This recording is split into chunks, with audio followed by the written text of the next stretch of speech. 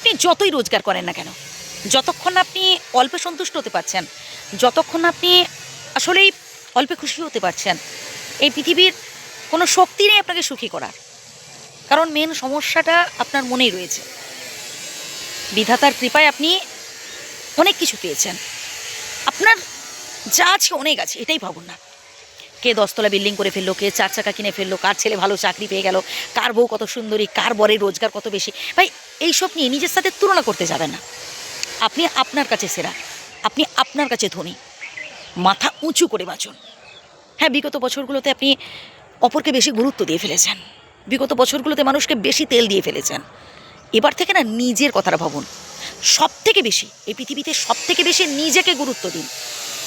আপনি যতক্ষণ না নিজেকে গুরুত্ব দিতে পারছেন, কেউই আপনাকে গুরুত্ব দেবে না।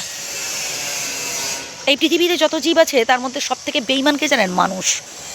একটা কুকুরকে আপনি 10 দিন খাইয়ে দেখবেন, সারা জীবনটা সে আপনার কাছে অনুগত হয়ে আছে, সারা জীবনটা আপনার পায়ের তলায় পড়ে আছে ঋণ শোধ করার জন্য। কিন্তু একটা মানুষকে 10 দিন কি আপনি 10 বছর খাইয়ে দেখুন, বছরের পর বছর খাইয়ে দেখুন, আপনি তার মন পাবেন না। ওই যতদিন আপনি দিতে পারছেন ততদিন ভালো। যে আপনি হাতটা গুটিয়ে নেবেন না, আপনি হয়ে যাবেন সব থেকে খারাপ মানুষ তার কাছে। তাই বলে কি আপনি ভালো ভালো কাজ করবেন না? অবশ্যই করবেন, কিন্তু বেশি আশা করে ফেলবেন না। বেশি আশা ভরসা একদম মানুষের উপর করতে যাবে না। যতটুকুন না হলে নয় ততটুকুন ঠিক আছে। অতিরিক্ত বিশ্বাস, অতিরিক্ত ভরসা পরবর্তীকালে কী হয় বলুন তো? চোখের জল ফেলায়। যে মানুষটাকে বেশি বিশ্বাস করে ফেলবেন, পরবর্তীকালে সেই মানুষটি আপনার সাথে বিশ্বাসঘাতকতা করবে। বাবা, তুই আমাকে ছেড়ে যাস না বাবা, তুই যদি আমাকে ছেড়ে চলে যাস তাহলে আমি সব কিছু শূন্য দেখবো, সব কিছু অন্ধকার দেখবো। এমন কথা আপনি যেই মানুষটাকে বলবেন, দেখবেন পরবর্তীকালে সে আপনাকে আরও বেশি করে কাঁদাচ্ছে। আপনার অর্জিত যা কিছু টাকা পয়সা, বাড়ি গাড়ি, যা কিছু আপনি কষ্ট করে উপার্জন করেছেন, নিজের নামে রাখুন। হ্যাঁ, আপনি অন্য কাউকে নমিনে রাখতেই পারেন, কিন্তু যাতে শেষ বয়সে আপনিই ভোগ করতে পারেন এই চেষ্টা করবেন। চোখের জল ফেলুন, কাঁদুন স্বয়ং বিধাতার কাছে, তাতে লাভ আছে, কিন্তু মানুষের কাছে নয়। মানুষ তার স্বার্থে আপনাকে ব্যবহার করবে, স্বার্থ ফুরিয়ে গেলে না আপনাকে ছুঁড়ে ফেলে দেবে।